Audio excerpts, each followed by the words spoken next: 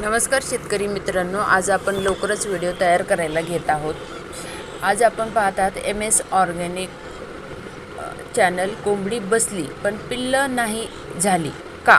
तर चला तर मग यामागची महत्त्वाची कारण आपण ह्या व्हिडिओमध्ये सर्व सविस्तरपणे समजून घेणार आहोत। सर्वात पहिलं कारण म्हणजे इनफर्टाईल, अंडी निष्फळ अंडी असणे। कोंबडी अंड्यावर बसली तरी अंडी फलित नसतील तर त्यातून पिल्ल बाहेर येणार नाहीत। यामागे कारण काय तर कोंबडा नसणे, कोंबड्याचं जास्त वय असणे किंवा त्यांचं कमकुवत आरोग्य हे कारण असू शकतं। तर आपण विचाराल की कोंबडा नसतं म्हणजे काय, तर कोंबडा नसेल तर अंडी येतं का, तर हो, कोंबडा नसलं तरी कोंबडी अंडी घालते। सोप्या भाषेत समजून घ्यायचं तर कोंबडीचे शरीर नैसर्गिकरित्या अंड तयार करतं, त्यासाठी कोंबडा असणं गरजेचं नाही। पण त्या अंड्यात पिल्लू तयार व्हायला असेल तर कोंबडा आवश्यक आहे। सोपं उदाहरण घ्यायचं, जसं झाड फूल देऊ शकतं पण बी तयार होण्यासाठी परागीकरण लागतं, तसंच कोंबडी अंड देईल पण पिल्ल तयार होण्यासाठी कोंबडा हा लागतोच। कोंबडा नसेल तर पिल्लू बाहेर येऊ शकत नाही। म्हणजेच काय तर ते फर्टिलाइज झालेलं नसतं अंड।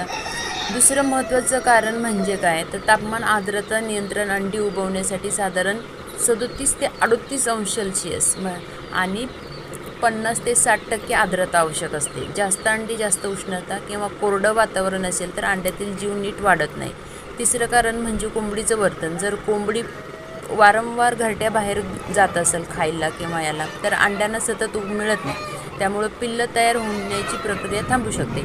चौथं महत्त्वाचं कारण म्हणजे अंडी फिरवणं आवश्यक असतं। दिवसातून किमान 2 ते 3 वेळा अंडी फिरवली गेली पाहिजे, त्यामुळे सर्व बाजूंनी तापमान व्यवस्थित राहतं आणि अंडी व्यवस्थित पिल्लू बाहेर येतं। पाचवं आणि महत्त्वाचं कारण कणलिंग तपासणी। 7व्या आणि 14व्या दिवशी टॉर्चच्या मदतीनं अंडी तपासा। जर अंड्यात जीव दिसत नसेल तर ते अंडं वेगळं काढा, यामुळे उरलेल्या अंड्यावर परिणाम होत नाही। मित्रांनो, योग्य काळजी घेतली तर पिल्लं नक्कीच यशस्वीपणे बाहेर येतात।